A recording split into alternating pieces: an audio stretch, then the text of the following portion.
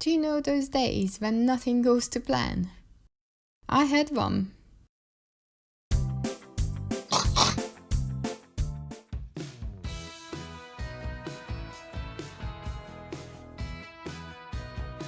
I started as usual by weighing out the wax, which was soy wax for pillar candles this time. But before I melted my wax, I prepared the mold.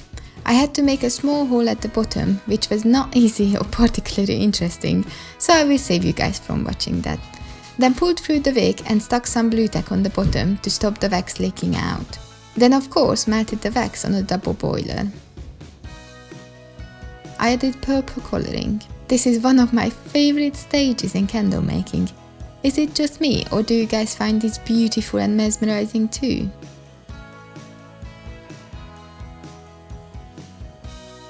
Once my wax cooled down to about 57 Celsius, I added the fragrance oil. I went with white sage and sea salt again. Once I was confident that the fragrance oil was mixed in properly, I poured the wax into the mold, only leaving a small gap at the top. I added dark purple colouring to the leftover wax. And here comes my big mistake. I didn't wait for the wax to start solidifying before I poured in the dark purple wax. For the second candle, I reversed the colours and waited a bit longer before pouring in the second colour. The next day, it was time to remove them from the mold.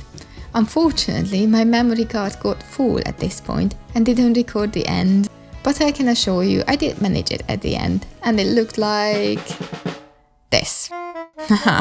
What a disappointment!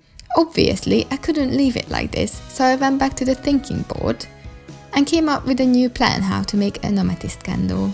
Okay, so my next brilliant idea was to use gel wax. After melting it in the oven, yes, I learned my lesson from when I was making the flower candles, I separated it into two containers. I used dark purple colouring for one of them and light purple pinkish for the other. I was pleased to see that my wax palette colouring worked for gel wax. It was a gamble. Then I had to melt them again in the oven. I put the pinkish wax into oven safe container 2. I slowly added the dark wax into the lighter one, creating swirls with a spoon. This is how it turned out. Once it cooled down enough, I took it out of the pot and cut it into random bits. I kept the small cut-offs as well. I stuck the wick to the middle of the containers. These handy containers came with the candle making kit I bought when starting out.